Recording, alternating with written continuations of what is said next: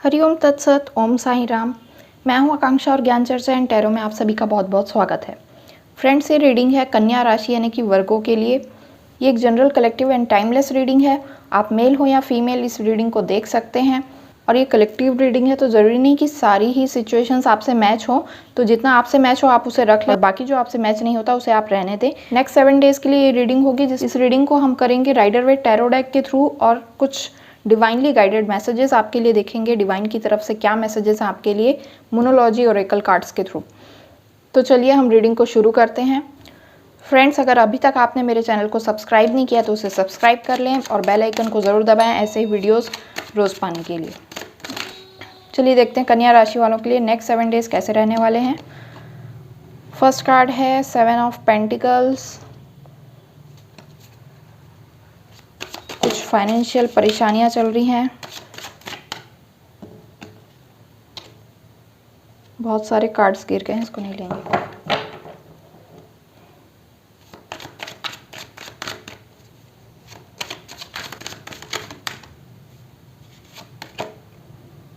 Page of pentacles.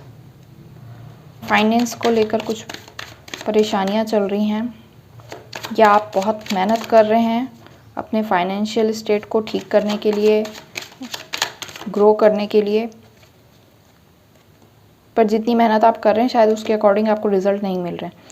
Okay, 6 of pentacles, तो अब आपको रिजल्ट्स भी मिलने लगेंगे। द टावर मोमेंट क्यों आया है आपकी लाइफ में? Wheel of Fortune. चलिए, तो जो टावर मोमेंट आया भी था वो भी ख़त्म होने को आ गया है। कुछ अगर परेशानियां चल रही थी ज़्यादा तो वो भी अब ख़त्म होने को आ गई हैं। टेम्परेंस। जी, तो आपने जो मेहनत की है फाइनेंशियल ग्रोथ के लिए, आपको उसके अकॉर्डिंग ज़रूर रिजल्ट्स मिलेंगे।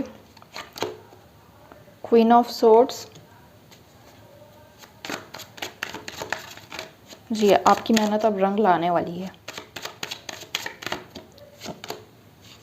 S of cups. कोई प्रपोजल भी आ सकता है आपकी लाइफ में।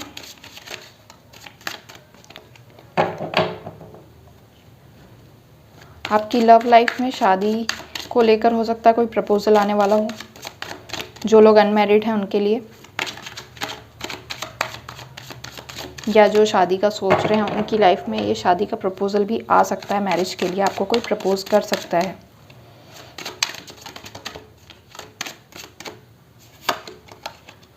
S of wands. Wow, 2 assess.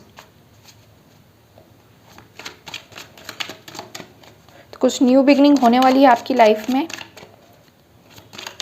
कुछ आप नया क्रिएट भी कर सकते हैं। क्रिएटिव फील्ड में भी आप जा सकते हैं। हो सकता है आप आर्टिस्ट हो।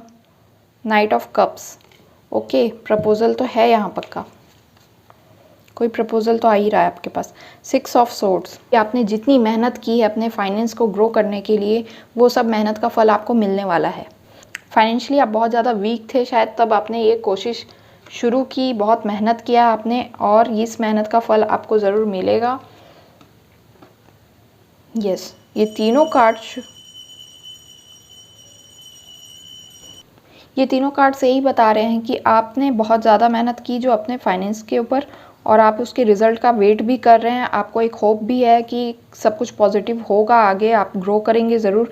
चाहे आपने जितना भी स्ट्रगल किया हो, लेकिन फिर भी आपने होप नहीं छोड़ी है, और आपकी यही होप और आपकी मेहनत जो है वो रंग लाएगी और आपको ज़रूर सफलता मिलेगी। ये जो टेम्परेंस का कार्ड है, ये बिल्कुल आपकी मेहनत के साथ साथ डिवाइन भी आपकी मेहनत में आपका साथ दे रहे हैं। डिवाइन भी अपनी तरफ से आपकी मेहनत को सराह रहे हैं, और और जो आपकी सिचुएशंस में कमी थी उसे वो बैलेंस करने की कोशिश कर रहे हैं। ये क्वीन ऑफ सोर्ड्स का कार्ड भी यही बताता है कि आपकी फाइनेंशियली ग्रोथ होगी, और आपने जो सोचा था अपने लिए एक अच्छी पोजीशन पर आप वहाँ तक पहुँच जाएंगे। एस ऑफ कप्स और नाइट ऑफ कप्स के जो कार्ड हैं, तो इसका मतलब हो सकता है कि आपको लव लाइफ में भी कोई प्रपोजल मिले, मैरिज के लिए, और या फिर हो सकता है कि आप खुद किसी को अगर प्रपोज़ करना चाहते थे और बहुत टाइम से नहीं कर पा रहे थे, इन सब चीज़ों की वजह से भी अगर आप फाइनेंशियली आपको लग रहा था कि आप अबंडेंट नहीं हैं, तो आपको ये प्रपोज़ नहीं करना चाहिए। आपका प्रपोज़ल जो है वो रिजेक्ट हो जाएगा, तो आपको इसके लिए भी टेंशन लेने की ज़रूरत नहीं है। अगर आप किसी को प्रपोज़ करना चाहते थे वो भी आप कर पाएंगे अब, और उस प्रपोज़ल में आ रही जो भी रुकावटें थी वो भी दूर हो जाएंगी।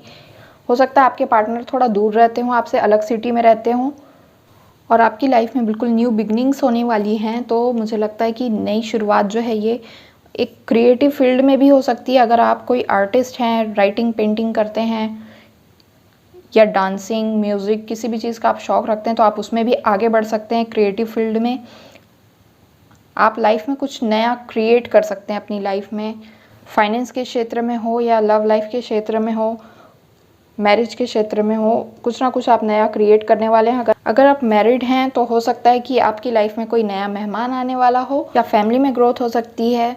ये जो 6 ऑफ पेंटिकल्स का कार्ड है, इससे मुझे लगता है कि अगर आपको ये सारी चीज़ें जो हैं, आपकी विशेज़ जो हैं आपकी पूरी होती हैं और आपने जो मेहनत किया है उसका आपको सही फल मिलता है, तो उसमें से आपकी जो फाइनेंशियल ग्रोथ होगी उसमें से आपको थोड़ा सा कुछ दान दक्षिणा भी करना चाहिए।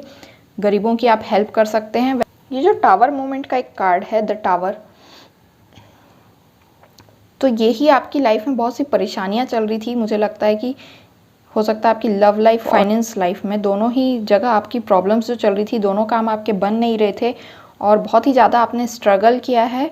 टावर मोमेंट था आपकी लाइफ में, कुछ आंधी तूफान सा आया हुआ था, तूफान मचा हुआ था आपकी लाइफ में, और अब वो भी तूफान निकल चुका है। उसमें से कुछ अच्छी चीज़ें भी पाई आपने अपनी जर्नी में। हो सकता है एक नई क्रिएटिविटी ने भी आपके अंदर जन्म लिया हो, और अब आप लाइफ को नए तरीके से, नए सिरे से शुरू करने को बिल्कुल तैयार हैं, और इन नेक्स्ट 7 डेज़ में ये आप शुरुआत कर भी सकते हैं। तो अगर आप किसी को प्रपोज़ करना चाहते थे तो आप ज़रूर उन्हें प्रपोज़ करने का डिसीजन भी ले सकते हैं, क्योंकि भाग्य आपके साथ है। और करियर की जो टेंशन थी वो भी अब आपको लेने की ज़रूरत नहीं है, क्योंकि वहाँ भी आपने जो मेहनत की उसका सभी फल आपको मिलने वाला है, उसका एक पॉजिटिव रिजल्ट भी आपको देखने को मिल जाएगा। तो फ्रेंड्स, ये थी आपकी reading.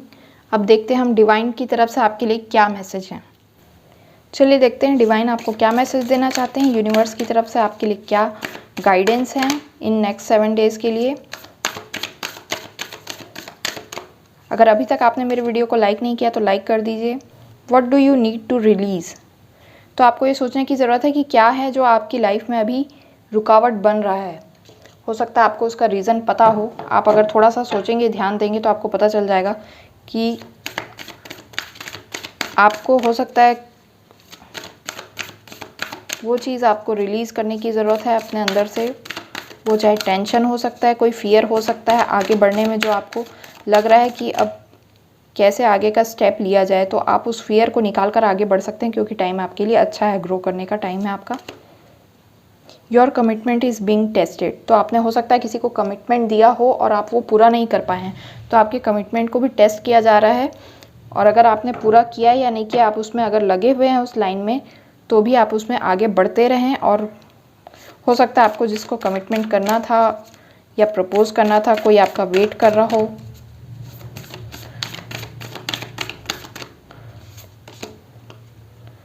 Look at the bigger picture, तो आपको डरना घबराना नहीं है, आपको नेगेटिव नहीं सोचना है। आप जो भी सोचते हैं, जो भी काम करते हैं, उसमें आगे आप अपनी ग्रोथ के लिए एक सही सोच बनाते हुए आप आगे बढ़ें, और एक बड़ी सोच रखें, अच्छा सोचें अपने लिए, और वो आपके लिए मैनिफेस्ट भी होगा।